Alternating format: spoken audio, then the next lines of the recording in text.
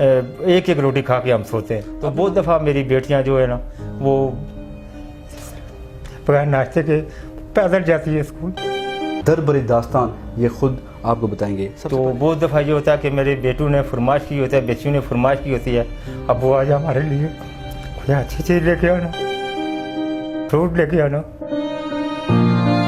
कि जी साजिद साहब चाला है, वो आए हुए हैं घर, आप उनके घर जाएँ।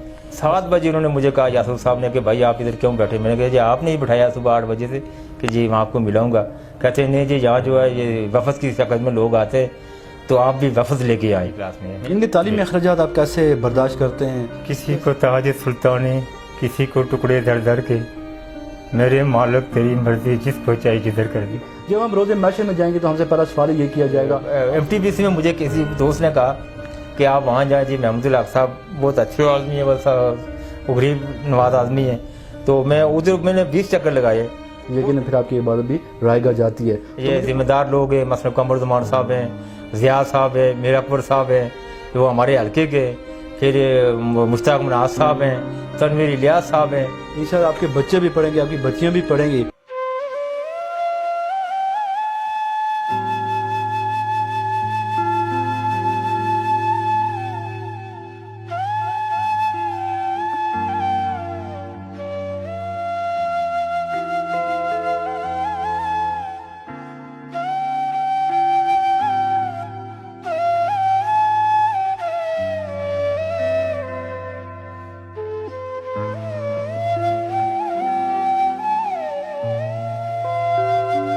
बिस्मिल्लाहिर्रहमानिर्रहीम। वाज साहब, जम्मू एंड कश्मीर टीवी।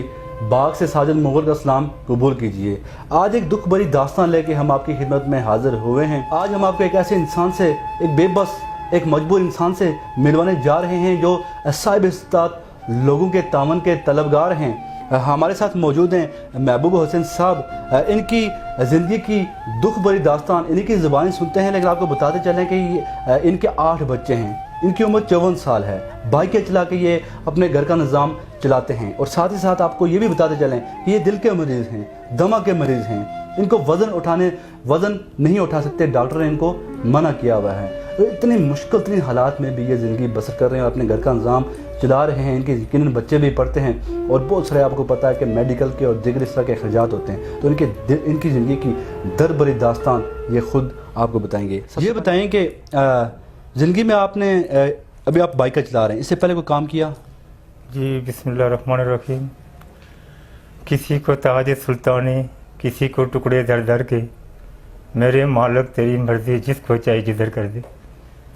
मैं इससे पहले मजदूरी करता था। मैं एक मजदूर आदमी हूँ, कोई मेरी सरकारी जॉब नहीं थी, कोई कुछ नहीं था। मेरे वालिद साहब और वालदा साहब फौत हो गए, उसके बाद मैं घर में ही हूँ। तो फिर मैं इधर बाज़ार में शाहपुर बेचता था। उसी दौरान मुझे हार्ट का मसला हो गया। फिर उसके बाद जो मेरे आस पाँव काम थे, मैं वज़न नहीं उठा सकता हूँ, काम नहीं कर सकता हूँ। बाइकिया से आपके घर का निज़ाम चल रहा है? बहुत मुश्किल है सर, बहुत मुश्किल से। बस ये है ना कि 2 किलो से 3 किलो आटा मैं पहले लेके जाता था। जब मैं इस पोजीशन में आया हूँ तो बस मैं नहीं निज़ाम चला सकता हूँ घर का, बस अल्लाह ही चलाने वाला है। 2 किलो आटा मैं रोज़ का जो लेके जाता हूँ घर। जो मेरे बेटे और बेटियाँ रात को कभी इस तरह होता है कि हमें एक एक रोटी खा के हम सोते हैं।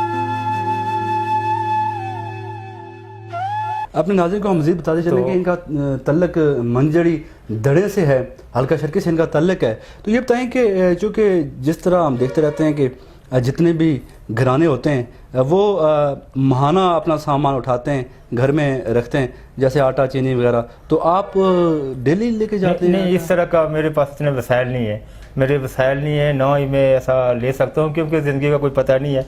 तो मेरे बेटे भी अल्हम्दुलिल्लाह, बेटियां बेटे बहुत सब्र वाले हैं। ये बताएं जब कभी आपकी मजदूरी यहाँ पे ठीक नहीं होती, बाइकिया में कभी सवारी मिलती है, कभी नहीं मिलती है? जी जी। तो इन केस अगर आपको नहीं, आपका दिन का निज़ाम चला, फिर आटा सर ये अक्सर नहीं, अगर आप लेके जाते हैं फिर घर में क्या होता है? ये अक्सर मेरे साथ ऐसे होता है। जब बारिश वगैरह होती है या मुझे दिन को काम नहीं हुआ तो बहुत दफ़ा ये होता है कि मेरे बेटों ने फरमाइश की होती है, बेटियों ने फरमाइश की होती है, अब वो आज हमारे लिए कोई अच्छी चीज़ लेके आना, फ्रूट लेके आना।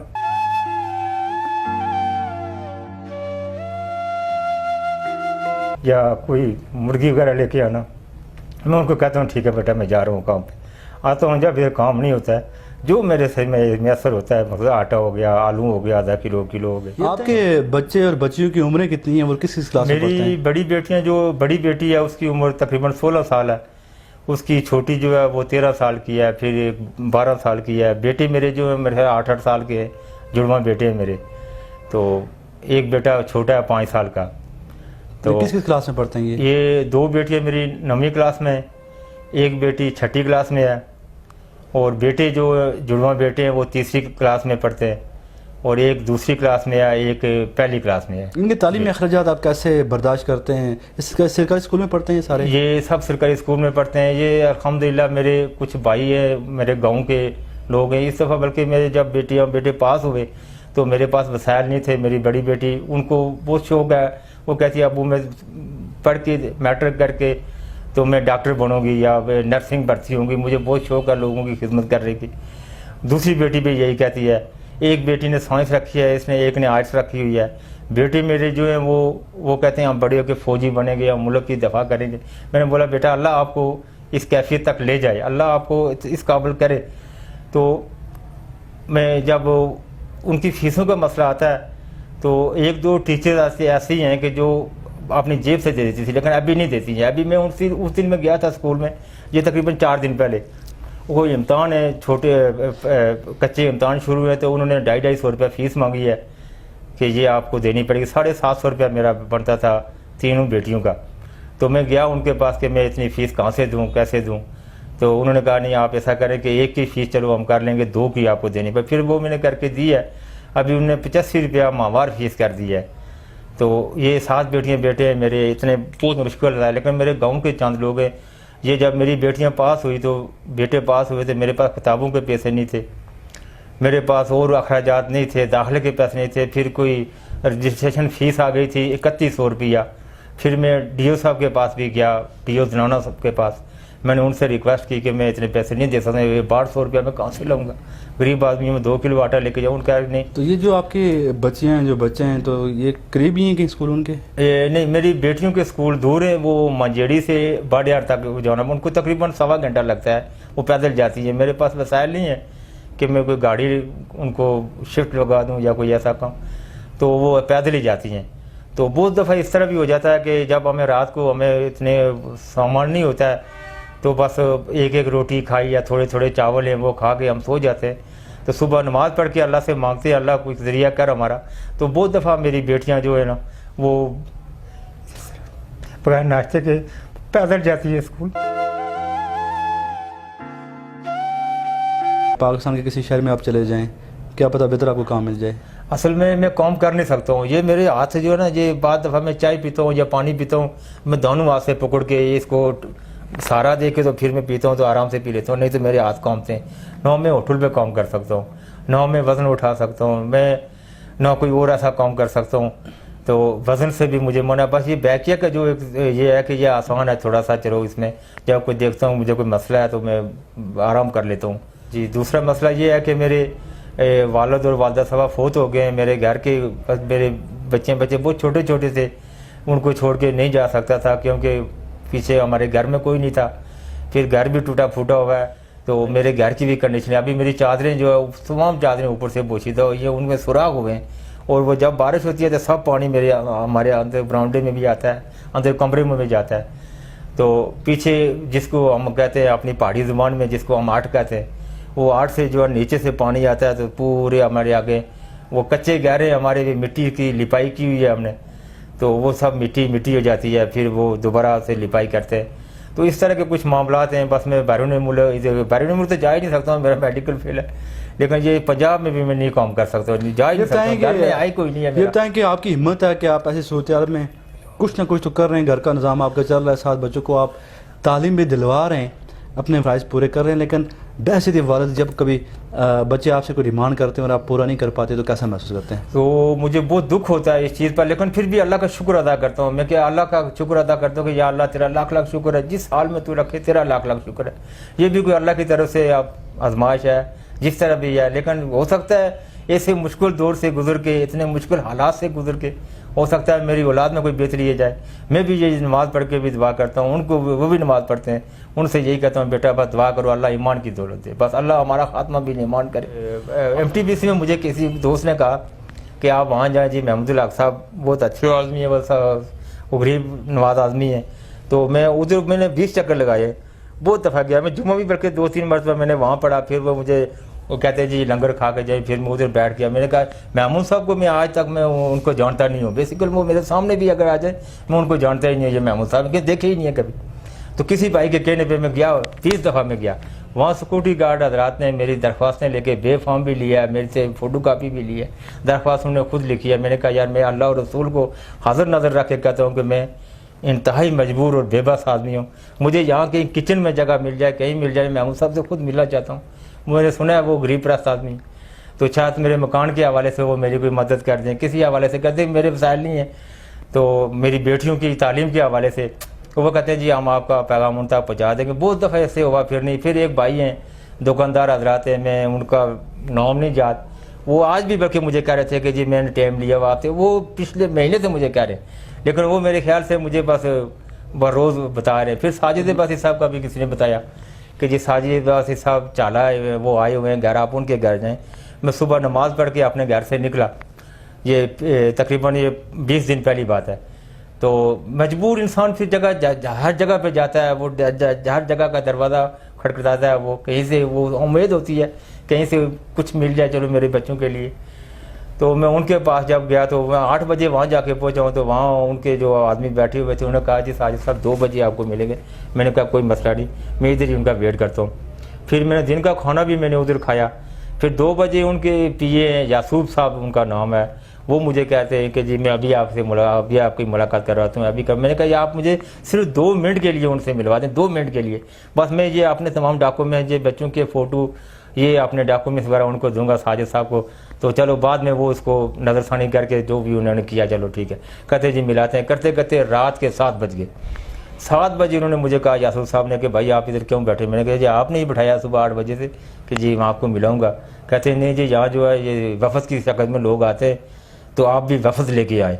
मैंने कहा जी वफ़द मेरा बस अल्लाह ही है, तो उसके फरिश्ते ही हैं, मेरे साथ कौन चलने वाला है, मेरे पास इतने वसाइल नहीं है वफ़द लाऊं। अल्लाह खैर करेगा इंशाल्लाह। इंशाल्लाह मैं साजिद साहब से भी रिक्वेस्ट करता हूँ, महमूदुल हक साहब से, और जितने भी हमें साहब इस्तेदार लोग, ये ज़िम्मेदार लोग हैं, मसलन कमरुज़्ज़मान साहब हैं, ज़िया साहब हैं, मीर अकबर साहब हैं जो हमारे हल्के के, फिर मुश्ताक मनाज साहब हैं, तनवीर इलियास साहब हैं। तो ये मेरी अगर उन तक मेरी आवाज़ पहुँचती है, ये अगर मुझे सुन रहे हैं या मुझे देख रहे हैं, तो प्लीज़ खदारा मेरी इस वीडियो को या मेरी इन टूटे फूटे अल्फाजों को दरगुजर ना करें, बल्कि इन पे तवज्जो दो। बस मैं और कुछ नहीं चाहता। मैं आप तमाम सियासतदानों से, तमाम साहब इस्तेदार से ये अपील करता हूँ। फिर मैं आपकी वसादत से, इंतज़ामिया से मसलन ये रिक्वेस्ट करूँगा कि मेरी तरह हज़ारों लोग ऐसे हैं कि जिनके घरों के चूल्हे नहीं चल रहे, कोई उनका जरिया नहीं है। कभी बैकियों की पाबंदी लग जाती है, कभी बैकियों को तंग किया जाता है, कभी कुछ कहता है। हाँ, डॉक्यूमेंट्स जिनके पास मौजूद है आप लीगल तरीके से उनको चलने दें। जो उम्र सीधा लोग हैं या जिनके पास या जिनकी एजें ठीक है, वो उनके पास अगर डॉक्यूमेंट्स हैं, अपने मोटरसाइकिल वगैरह है, उनको चलने दें। लेकिन जो दूसरे हैं उनको बिला शक आप पाबंद करें। लेकिन मजबूर कितने लोग मजबूर है जो कि सिर्फ बैकिया से गुजारा कर रहे हैं। क्या पैगाम क्या देंगे आप जितने भी लोग आपको देख रहे हैं? मैं बस अभी अपने तमाम भाइयों से, बहनों से, जो साहब इस्तात लोग हैं, मैं उनसे ये रिक्वेस्ट करूँगा कि आप आएँ। अगर आप बहसीयत मुसलमान आप मेरे घर आए, मैं गरीब, आप चलो पानी का गिलास ही दे दूँगा आपको ठंडा, और तो मेरे पास कुछ नहीं है, जो अल्लाह ने दिया वो दूंगा। आप आएँ, मेरे घर का विज़िट करें, मेरे घर को देखें, मेरे घर की चादरें देखें, मेरे घर का बिस्तरे की हालत देखें। मेरे घर में हमारे पास मेरा कुर्सी नहीं है, हमारे पास बैठने के लिए कुर्सी, जब कोई भाई चला जाता है मैं उसको यही कहता हूँ कि अंदर चारपाई पे बैठे जी, कुर्सी में आई नहीं है तो कागज किधर से लो, और ये अखराजात बहुत है नहीं पूरे कर सकता हूँ। तो मेरे गांव के लोग अल्हम्दुलिल्लाह अच्छे लोग क्या पैगाम दे रहे थे आप? तो मैं उन से यही पैगाम दूंगा कि वो हमदर्दाना उनसे अपील करता हूँ, अपने भाइयों से, बुज़ुर्गों से, और जो भी मुझे इस वक्त सुन रहे हैं जो साहब इस्तेदार लोग हैं, वो आएँ, मेरे घर का विज़िट करें और मेरे बेटियों का कोई ज़रिया बने वो, तालीमी अखराजात के हवाले से, सामान के हवाले से, मेरे मकान के हवाले से आजमाइशें हमारे पैगम्बरों पर भी आई हैं और कहते हैं कि अल्लाह उन्हीं लोगों को आजमाता है जो अल्लाह के बहुत करीब होते हैं। ये दुनिया आती है, हम लोगों ने इस दुनिया से चले जाना है। आपका हौसला देखे हम काफ़ी मुतासर हुए हैं। अपने नाज़रीन को बताते चलेंगे, सोशल मीडिया पे एक नौजवान आकाशी राजू भाई के नाम से एक आईडी है, राजा आकाश उनका नाम है। उन्होंने अपनी आईडी पे FB पे उन्होंने इनके फ़ोटोज़ अपलोड किए हुए थे, साथ तहरीर लिखी हुई थी कि इनकी इमदाद करें। तो वहाँ से देख के हमारी ख्वाहिश पैदा हुई कि इंशाल्लाह हम इनकी आवाज़ बनेंगे। जितने भी लोग हमें देख रहे हैं और सुन रहे हैं, यकीनन हमारे ज़िला बाग के अंदर भी बड़े कारोबारी हज़रात यहाँ पे हैं जो जिनके माली वसाइल जिनके पास बहुत ज़्यादा हैं। अल्हम्दुलिल्लाह हमारा ज़िला बाग वैसे भी बहुत बेहतर है इस मामले में और सबसे बढ़ के फ्लाई कामों में बढ़ चढ़ के हिस्सा लेता है। मुझे पूरा यकीन है कि जितने भी लोग हमें देख रहे हैं, ख्वाह वो ज़िला बाग से, आज़ाद कश्मीर से या आज़ाद कश्मीर के लोग पाकिस्तान के दीगर शहरों में या बैरूनी दुनिया में, तो स्क्रीन पर इनका कॉन्टैक्ट नंबर चल रहा है, इनसे रब्ता कर सकते हैं। इनकी जो दास्तान है आप इनसे डायरेक्टली पूछ भी सकते हैं और इनकी इमदाद लाजमी करेंगे, मुझे पूरा यकीन है। और इंशाल्लाह मुझे यकीन है कि हमारे ज़िंदा दिल जो लोग हैं ज़िला बाग के, वो इनकी इमदाद करेंगे और इनकी ज़िंदगी इंशाल्लाह आसान हो जाएगी। जब हम रोज़े मैशर में जाएंगे तो हमसे पहला सवाल ये किया जाएगा, अब बेशक आप जितनी मर्जी इबादतें कर लें, लेकिन जब हुकूकुल बात पे आप पूरा नहीं उतरते, आप इंसानी की खिदमत नहीं करते हैं, तो यकीन फिर आपकी इबादत भी रायगा जाती है। बाकी आवाम इंशाल्लाह ज़रूर आपकी मदद करेगी। इंशाल्लाह आपके बच्चे भी पढ़ेंगे, आपकी बच्चियाँ भी पढ़ेंगी। इंशाल्लाह आप एक बेहतर मुस्तकबिल देखेंगे अपने बच्चों का और अपने बेहतरीन हालात देखेंगे, क्योंकि आप बाग में रहते हैं। बाग के दोस्त और बाग के लोग बड़े जिंदा दिल लोग हैं और इनका जो नंबर है वो स्क्रीन पे चल रहा है। अगर कोई, जैसे मैंने पहले कहा था कि कोई इनसे डायरेक्ट रब्ता करके, बराह रास्त रब्ता करके इनकी मज़ीद मालूमात ले सकता है। और स्क्रीन पे हमारा नंबर भी चल रहा है। अगर इस तरह के किसी और घर में इस तरह के मसाइल हैं तो आपसे हमसे रब्ता कर सकते हैं। इंशाल्लाह हम आपकी आवाज़ बनेंगे, इसी उम्मीद से वो दुआ से कि हम सब मिल के अपने माशरे में इस तरह के जो मसाइल हैं इनको दूर करने में कोई कमी नहीं छोड़ेंगे। इसी के साथ कैमरामैन फैज़ान मनास के साथ साजिद मोर को इजाज़त दीजिए। दुआ में याद रखिए। अल्लाह निगहबान।